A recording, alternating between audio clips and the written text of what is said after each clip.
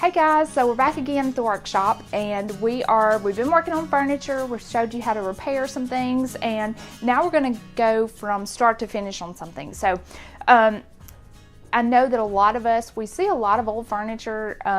I'm that woman that you see on the side of the road picking it up off the side of the road, or I'm digging through a dumpster trying to find things. So you find a lot of fabulous things out there, and you can totally repurpose those or make them look beautiful again. So I'm going to show you, we've got a chair here, and this is something that I found and purchased, and I have 6 of them, and I'm going to repurpose them and put them in a home that we're decorating. It's a sturdy wooden chair, fabulous condition, except for, you see, it's a little worn and maybe the fabric's kind of out of date. So what I'm going to do is we're going to start painting this, and we're going to make it go from drab to fab. So this is a finished product that we've been working on, and you can kind of see the total difference. And this piece looked similar to this piece before. So what we're going to do first is, if you find an old chair that you've got that needs to be upholstered, maybe the seat needs to be upholstered, we're going to pull that out first. So that's the first step. So with any old piece of furniture, a lot of times you get bonus, like the cobwebs and so forth. So we just want to take that and dust that off, make sure that's all off of there before we get started on our piece, because we definitely don't want that in our paint or in our finished product. And literally just take an old rag and just wipe it off, wipe it down.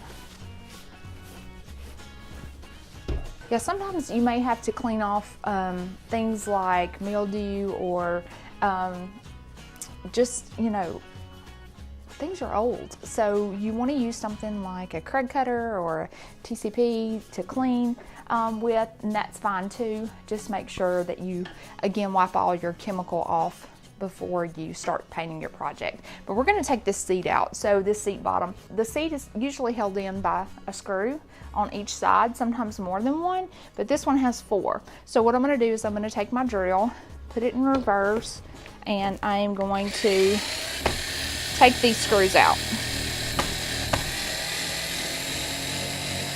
And you want to make sure that you keep up with these screws. You don't want to lose them, because usually they're specific to that piece of furniture. And too, if a screw is stripped, you may have to replace it with another one or with a new screw.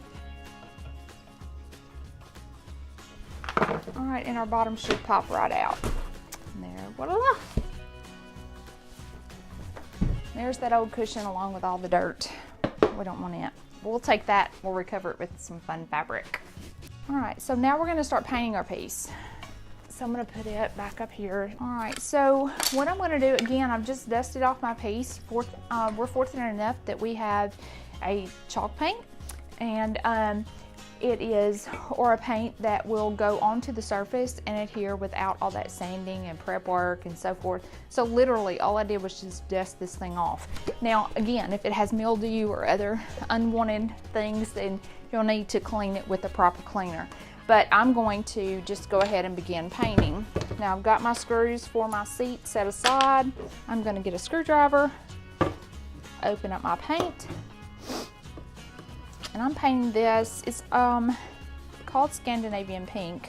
I use a round paint or a round paintbrush.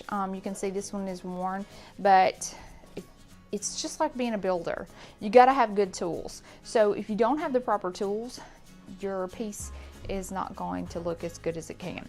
So we're going to make this look fabulous, but I use a round paintbrush. So the proper way to hold that is just almost like a pencil. So I'm going to use it like this. I'm just going to dip into my paint,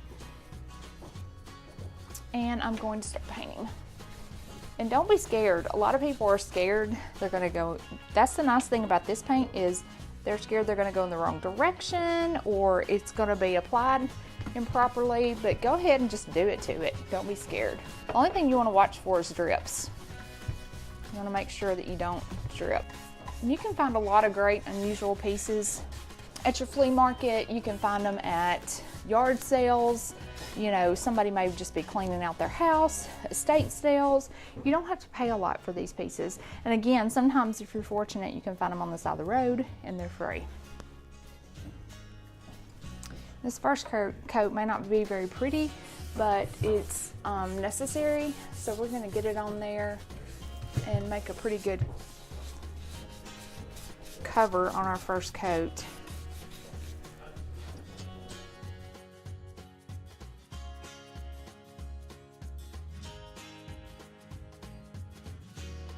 So you want to make sure that you've got everything covered. Just kind of look over your piece, turn it around if you need to.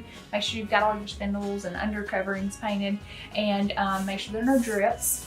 Also, you want to look for bristle hairs that come off your bristles. Just make sure they're not in your paint as well. But usually this will dry in about 20 minutes or so. Now, if you live in a more humid climate like we do, we're in Mississippi, so you know, today it's January and it's going to be 64 degrees outside and then rain. So you may be looking at a little bit more dry time, but generally about 20 minutes, and then you can apply your next coat. So coat one down, next one up soon. So I've just finished putting on my second coat, and hopefully in about 30 minutes or so it'll be dry.